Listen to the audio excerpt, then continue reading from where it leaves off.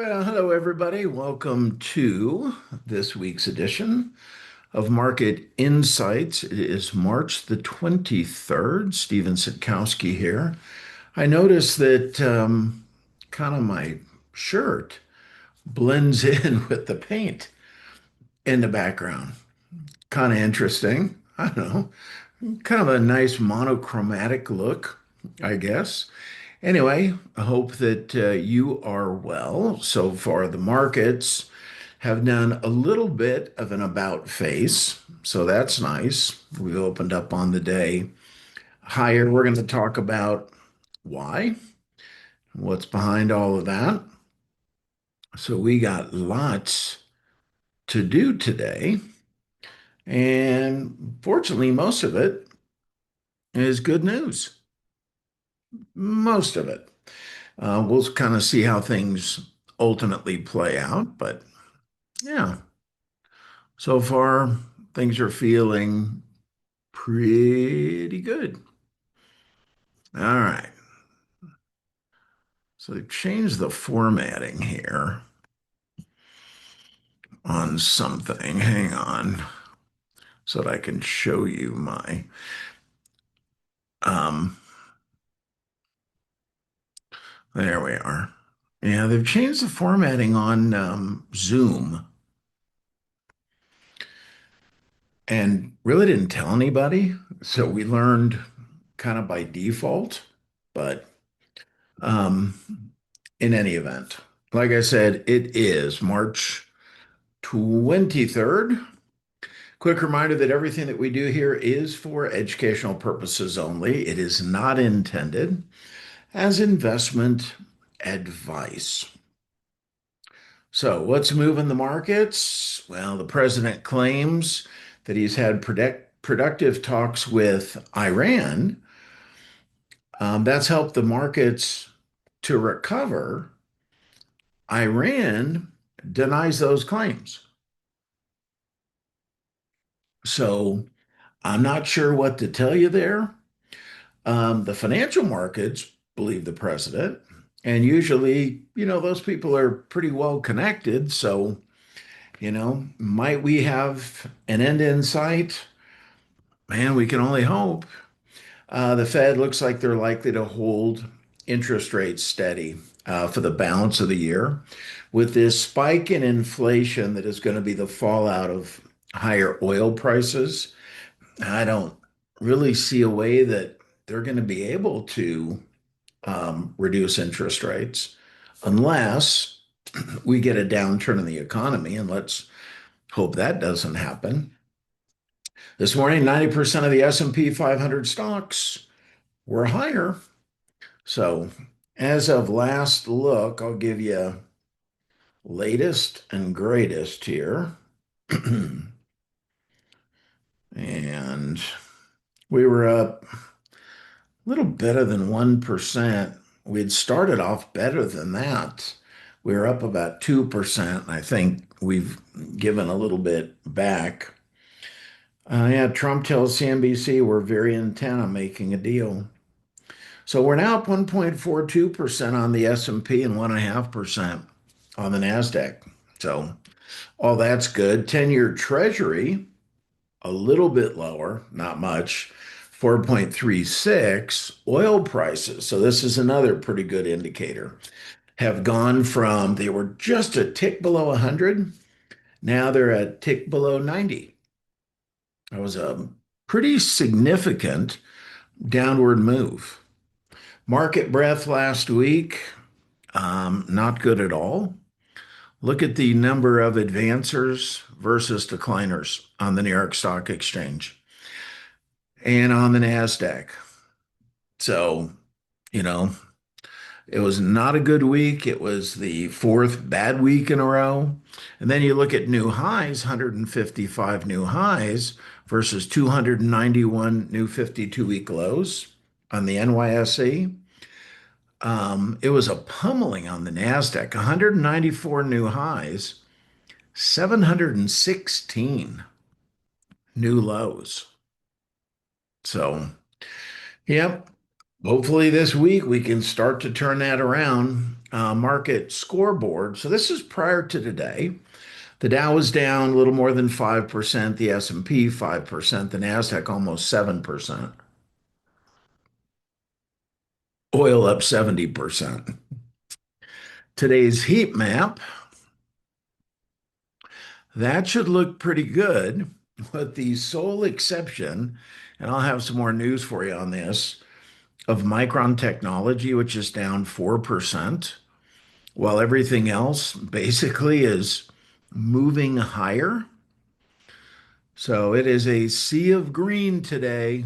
That looks a lot different than what we have been seeing, that's for sure. Um, this is the stocks trading above their 50-day moving average. It was 19% coming into today. And you can just see that decline. I mean, we were way up here and life was good. And now we're way down here. And it'll take a while to move this ship. That I can tell you. Market sentiment, as you might imagine, overwhelmingly bearish. So, this survey gets done every 6 months, or excuse me, it gets done every week, but they ask for a forecast over the next 6 months. As of right now, 30.4% are bullish, 52% are bearish, and only 17, little, almost 18% are neutral. As you might imagine, there has been a huge move into cash. So people have been selling off, taking that money, at least for now, putting it in money markets. I mean, they're getting out of gold, they were getting out of Bitcoin, out of silver, capital migration. So check this out. 4.5 billion coming out of gold, right? Gold does well during times of political unrest. I feel like we still have that in place.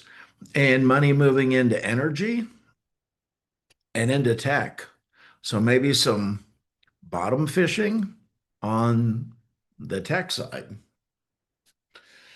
Returns during times of war. I hate talking about rates of return and war in the same sentence, to be very honest with you, but you know, we got to do it.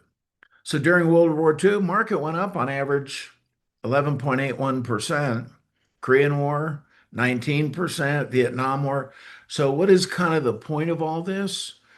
That war is not necessarily devastating long term to the stock market. And hopefully, this Iranian war will be done soon. But even if it is extended, the market will recover. It'll normalize. History has proven that to us. Um, so if we go back, this is actually just historical return on the market. We look at the market from 1928 to 2024. When inflation is going up, market goes up 4.3%. Not great. When inflation is coming down, goes up 15.2%. Fantastic. When interest rates are going up 9.3%, when interest rates are coming down 9.5%, and I thought there would be a much greater differential between those two. That one, frankly, caught me off guard. So I talked about the fact that Micron Technologies was falling today when everything else is going up. Look at their revenue numbers and how on this last report, they absolutely crushed it. I mean, they crushed it. So I want to pull this stock up on a chart because there's going to be a time to make your move on this. I'm just telling you. So the stock was up here trading at 471. Now it's at 404. Look at this decline.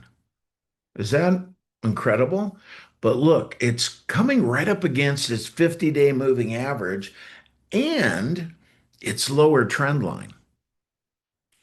I think you're going to see this bounce. If I were you, watch this daily. At the first sign of recovery, again, assuming that it fits, your risk tolerance, etc. Um, that could be a screaming buy. I think it is. Just as a reminder for those of you that panic over downturns, so this is the Magnificent Seven. Look at some of the downturns. Meta fell 76% when it transitioned from Facebook. Tesla fell 73%, Nvidia 66%. The smallest fall was Apple. It was still 33%. And every one of them did what? Came back bigger. Sector performance. So let's take a look, or I don't want sector performance, not you. There we are. So this is year to date, right? So year to date, the S&P is now off 3.8%. It feels worse, but it's not. Energy is up 33%. We might start seeing that pull back now. Industrials, 5%. Staples, 5%. Utilities, 5%. Materials, 4%. REITs, 2%. So all the scaredy cat sectors, that's where the money went. And financials, big loser at almost 10%. Discretionary, 8%. Tech, 7%. Healthcare, 6%. And communication down 4%. So, but interestingly, like I said before, the retreat of the S&P has been fairly minimal by historical standards. So let's take a look at where we're at relative to rate cuts. So right now we are not expecting a rate cut until September. Now, there's about a 50-50 chance that we might get a rate cut. And now we're talking 2027, my friends. Nothing for the foreseeable future. So this is a far different picture than the one that, we were looking at not so long ago. All right, let's take a look at the charts and what's going on here. I want the S&P 500. There you are. So I've still got the lines up here for you. We're trading in that tight range, 6,800 to 7,000. We're now down to 6,591, almost 6,600, but we're still a couple hundred points away from crawling back below that lower level. And that's what we need before we start talking about, hey, markets have recovered. That's what it's going to take. So, today we're up 85 points. So, three more days like this, but certainly there's no guarantee on that happening. So, at least momentarily, things feel a little better than they have for a month. This is going to be a news-driven market. So, this market's going to go up and down. I'm just telling you, based on whatever Trump has to say about Iran. And none of us have any control over that. So be cautious, you know, play your cards close to the vest. This is not a time to do anything wild or crazy. So I'll be back with you, of course, next week. Until then, be safe, be blessed, and bye for now.